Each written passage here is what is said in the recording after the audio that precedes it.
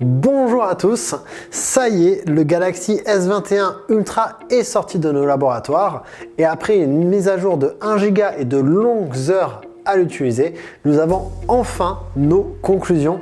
et les voici tout de suite.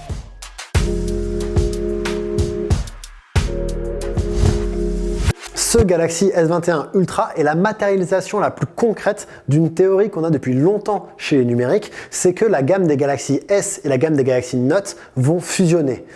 Je m'explique. Ce Galaxy S21 Ultra est un excellent téléphone. Il prend 5 étoiles chez nous. Il est à peu près au même niveau que le Galaxy S20 Ultra, qui est toujours le meilleur téléphone jamais passé par nos labos, puisqu'en fait, ce S21 Ultra, il va faire un peu mieux dans certains domaines, comme l'écran ou les performances, où là, on va avoir tout simplement le meilleur écran du marché du smartphone et la deuxième meilleure puce jamais croisée sur un smartphone, mais on va avoir des performances un peu moins bonnes du côté de la photo et surtout de la photo de nuit, où le Galaxy S20 Ultra se distinguait par des clichés très naturels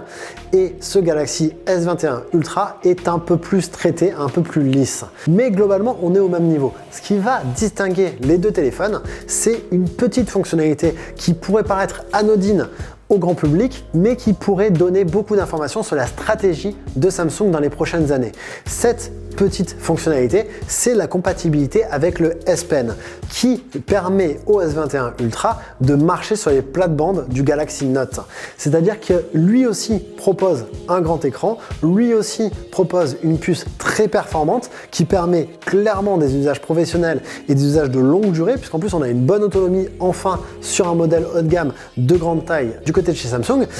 Et à moins qu'il y ait une révolution à l'été 2021 avec vraiment une fonctionnalité atypique sortie du chapeau par Samsung,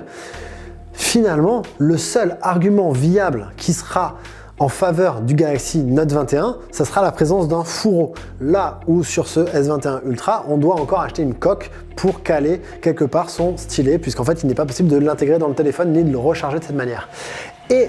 avec cette seule différence du fourreau, Samsung clarifie finalement un peu sa gamme, puisque d'ici 1 an ou 2, on pourrait voir arriver le fourreau sur les Galaxy S, voir disparaître les Galaxy Note, et finalement, on aurait une alternative assez claire dans le premium de Samsung, avec d'un côté le téléphone rigide du côté Galaxy S, et de l'autre des téléphones pliants de plusieurs formats, comme le Galaxy Z Flip ou le Galaxy Z Fold 2.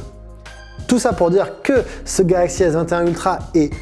un téléphone très complet, parmi les meilleurs du marché, qu'avec cette compatibilité S Pen, il est encore un peu plus polyvalent